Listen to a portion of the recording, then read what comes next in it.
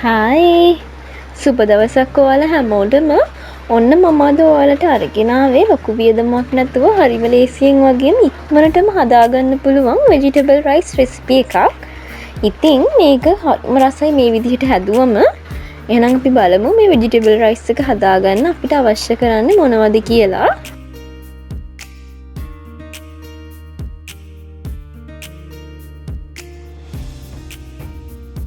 හරි මුලින්ම මම බ්ලෙන්ඩර් කප් එකක් අරගෙන ඒකට තක්කාලි ගෙඩියයි සුදු ලුණු බික් 4යි අමු මිරිස් කරලයි වේලිච්ච මිරිස් කරලයි එකතු කරගෙන මේ ටික හොඳට බ්ලෙන්ඩර් කරගන්නවා.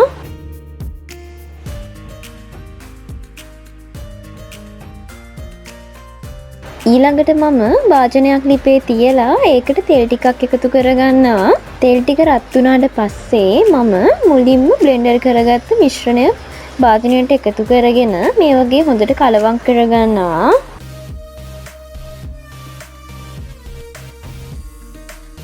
ඊළඟට ලුණු කුඩු ටික එකතු කරගෙන ආපහු විනාඩි 2ක් විතර මේ මිශ්‍රණය හොඳට කලවම් කරගන්න ඕනේ.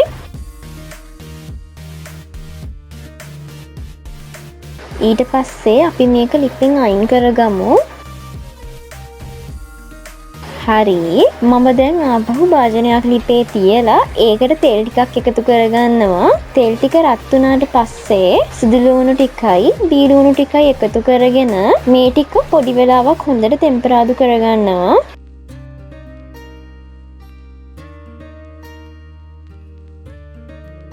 ඒ ටික ටෙම්පරාදු කරගත්තට පස්සේ මම මේකට කපාගත්ත ගෝවා කැරට් බෝන්චි ටික එකතු කරනවා.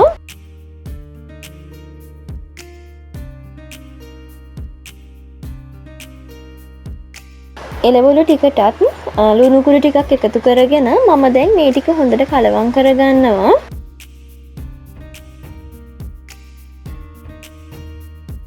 පොඩි වෙලාවක් ඒ ටික කලවම් කරගෙන තක්කාලි මිශ්‍රණය මේකට එකතු කරගෙන ඒකටම මම මසාලා කුඩු තේ හැඳි කාලක් විතර එකතු කරලා එළවලු ටික හොඳට කලවම් කරගන්නවා.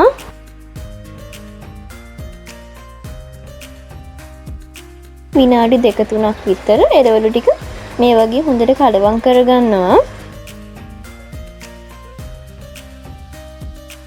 ඔන්න දැම්ම බාස්මති බත් ග්‍රෑම් 300 මේකට එකතු කරගෙන ඒකට ගම්මිරිස් කුඩු තේ හැඳි භාගයක් එකතු කරගන්නවා. දැන් එළවලු ටිකයි බත් ටිකයි හොඳට කලවම් කරගන්නවා.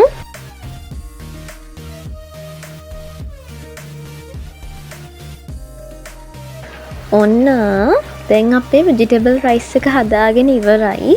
ඉතින් මේක හරිම ලේසියෙන් ඔයාලටත් හදලා බලන්න පුළුවන්. මේක හරිම රසයි. ගෙදර මස් මාළු කන්න නැති අය ඉන්නවා නම් මේ විදිහට එළවලු රයිස් හදලා දෙන්න පුළුවන්. අද රෙසිපි එක හොඳයි නම් වීඩියෝ එකට ලයික් එකකුත් දාගෙන යන්න. මේ වගේ හරිම සරල රෙසිපි වීඩියෝ මගේ channel එකකින් ඔයාලට බලා ගන්න පුළුවන්. ඉස්සරහටත් මේ වගේ රෙසිපි බලන්න channel එකත් subscribe කරලා තියාගන්න. එහෙනම් ඔයාලට සුබ දවසක්.